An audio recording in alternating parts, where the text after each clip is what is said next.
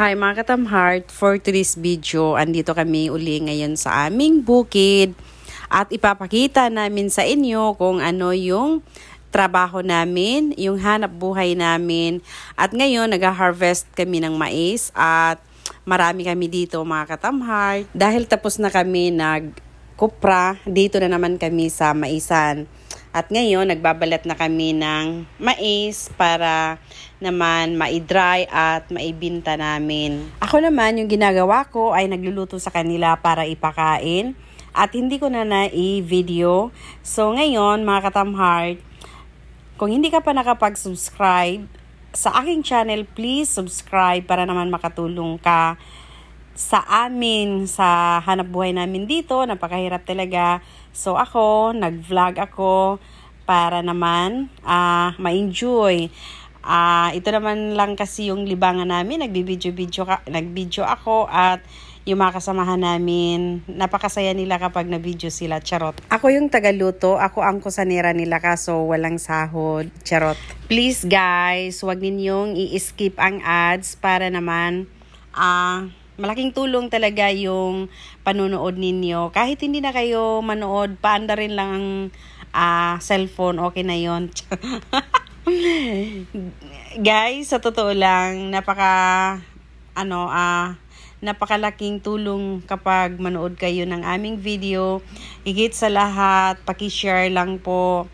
Maraming salamat. Like, comment, lahat unsa pa ba diha, basta tulungan ninyo. Support lang sa aming mga video para makatulong tayo dito sa mga taong lubos nangangailangan ng tulong. Para naman mapaligayan natin sila at iparamdam sa kanila na may pag-asa pa pala ang mga pinto nila. Charot. Para magbukas ang opportunity sa kanila. Guys, please share this video. Maraming salamat. Guys, kung tatanungin kita ngayon kung kaya mo bang manirahan dito or maghanap buhay na ganitong katirik, dahil kami kaya namin. Para sa inyo na hindi sanay dito sa ganitong katirik na bukid, talagang sasabihin ninyo napakahirap ng trabaho ninyo. Oo, mahirap talaga. Lalo pat kapag tag-ulan, napaka-slide dito. Grabe, hindi ka talaga makakapunta sa pananim mo kung tag-ulan. Kung gusto mo ng tahimik at maraming utang, dito ka na. Kung gusto mo maging mayaman, lumayas ka na dito. At pumunta ka doon sa maraming trabaho at malaking sahod. Kasi dito, kukunti lang ang sahod at tamang-tama lang sa pang-araw-araw na pagkain. Oo guys, napakahirap talaga dito. Lalo pat tag-ulan, wala ka talagang kakainin, magnganga ka. Dahil kapag tag-ulan dito, nga kami lahat, kahit kape, hindi kami makakabili dahil nga walang trabaho at maputik. Alam nyo guys, kapag tag-ulan dito, yung kinakain namin ay saging, karlang, ganun yung pinaka-special namin na pagkain kapag wala kaming pera. Kaya kayo, kapag anong pagkain sa misa, magpapasalamat kayo dahil blessed kayo sa inyong pang-araw-araw na kinakain dahil yung mga tulad namin dito sa bukid ay napakahirap talaga. Guys, may mga pananim kami dito ng mga niyog.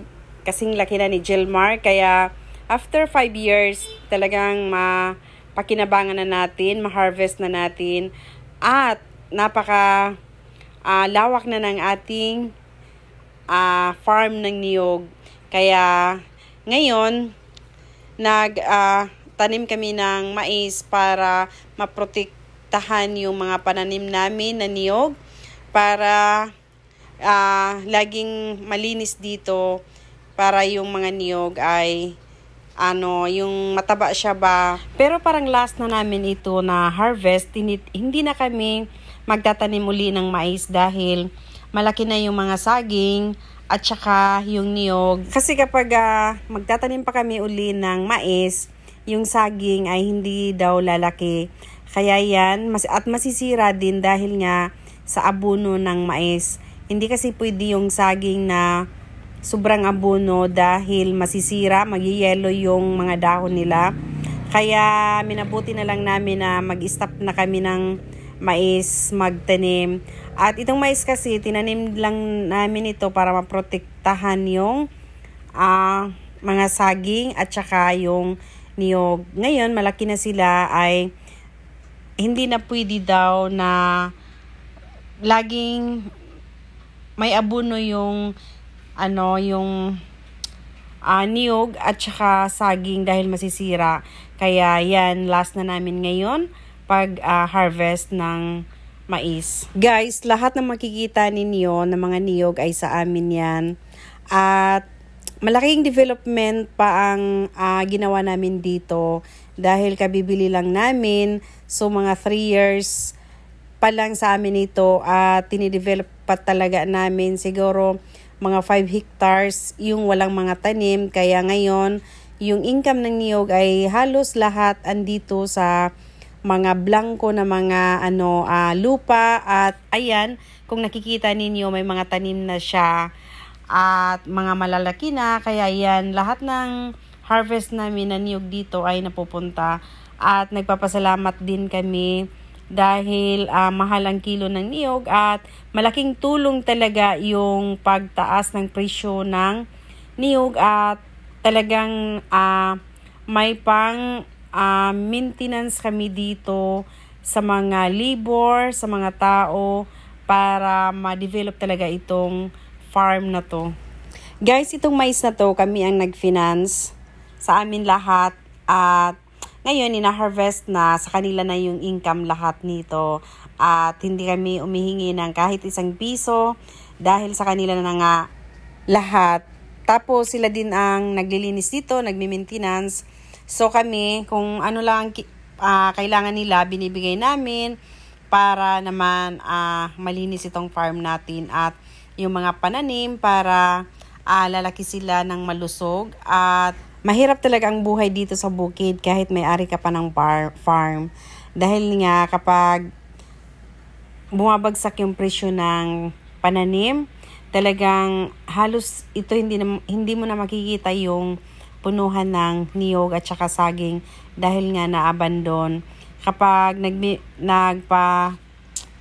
alinis ka kasi dito tapos yung presyo ng mga pananim ay napakamura lang, talagang parang lugi ka pa, hindi ka pa makabili ng kape, lugi ka pa, kaya hinahayaan na lang namin. Pero ngayon, dahil mataas yung presyo ng niyog, ayan, nagko-concentrate kami ngayon dito magtanim ng mga bakanti na mga lupa. Malay natin, tuloy-tuloy na yung presyo ng niyog. Dahil ngayon, ang presyo ng niyog ay 67 per kilo, napaka-dollar na talaga. Happy kami dahil nga sa taas ng presyo ngayon ng niyog. Sana tuloy-tuloy at ngayon tuloy-tuloy din kami mag-develop nito dahil yung niyog kasi kapag nakatanim ka ngayon, so 5 years talaga maka-harvest ka na or 6 years to 7 years, yan, ganyan. Talagang napakasulit na talaga ng pananim mo. Kailangan kasi every month or every week, kailangan i-monitor mo lahat ng pananim mo dito para hindi masayang yung patanim mo. Minsan kasi kinakain ng daga. Ang barko, marong, gisundo na ta.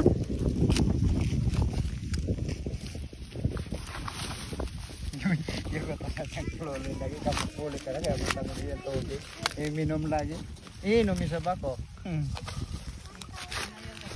Iya ra ba yung botilya? Sa botilya?